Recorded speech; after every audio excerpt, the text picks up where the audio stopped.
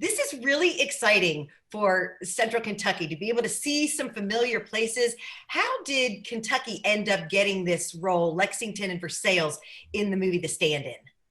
Well, it was quite a long process, right? About 2.5 years ago, the director of the film, who also happens to be my sister, Jamie Babbitt, was working on this script and in pre-production for a film called The Stand-In with Drew Barrymore. They were going to shoot most of it in New York City, but they needed a location to do a couple different scenes, and she and I conspired to bring it to Kentucky and shot it right here in Lexington and in Versailles. So that's kind of how it got started. And then MISD thankfully supported the project. Wrigley Media Group became co-producers of the film, and we're helping to launch it, this Friday.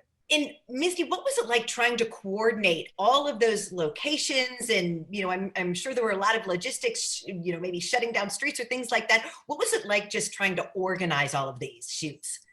Well, it was wonderful because, as you mentioned, yes, there is a lot to organize, but we had such great support from the city of Lexington and the city of Versailles, just being able to do that. And I think that was one of the great advantages of working in Lexington, because it's a lot easier to, shut down the street in Lexington than it would be in New York City.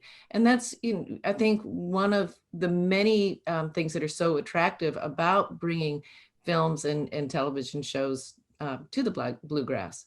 But a lot of coordination, but everyone was so helpful, and it was a great experience. What is The Stand-In about, and why did it make sense to have these locations in Central Kentucky? Well, The Stand-In is about a famous actress played by Drew Barrymore who has a stand-in also played by Drew Barrymore, and they decide to switch places because they both don't like their lives. The stand-in wants to be a famous actress, and the famous actress is kind of tired of it and is burnt out and wants to kind of relax and rest.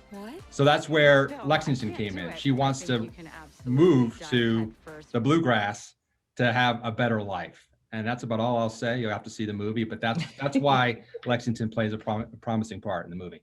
And Misty, what was it like too, just having Drew Barrymore here? And what a great experience for all the extras in this film. It was, yes. Being, part of a movie is always exciting, but my one quick story is the final scene in the film was actually shot in our studio at Wrigley Media, which was thrilling, and it's a great scene. And it was, oh gosh, it was late at night. It was probably 10 or 10:30, and Drew was exhausted, as you can imagine. But she is a method actor, and so she stays in character at all times. And when Jamie finally said, "Cut, that's a wrap," she just burst into tears and thanked her entire crew. She said, "Oh my gosh, this was the most difficult role I've ever done because she has to play two roles." And she said, I love my movie family here. You've all been so supportive. And to see that, really human side of her, finally be able to come out. And, she was so emotional and so grateful to everyone. So what a classy, nice lady. That's a great story. So I cannot wait to see this. It comes out December 11th, The Stand-In. So what are the different ways where people can watch this? Well, you can check it out on VOD, right? So Apple TV, Roku, Spectrum, wherever you watch television, if you can get movies, go ahead and order it. Unfortunately, because of COVID, that's the way a lot of movies are being distributed right now. So please check it out. All right, Misty and Ross, thank you so much. We can't wait to see it, The Stand-In. Thanks so much for being here. Thank you.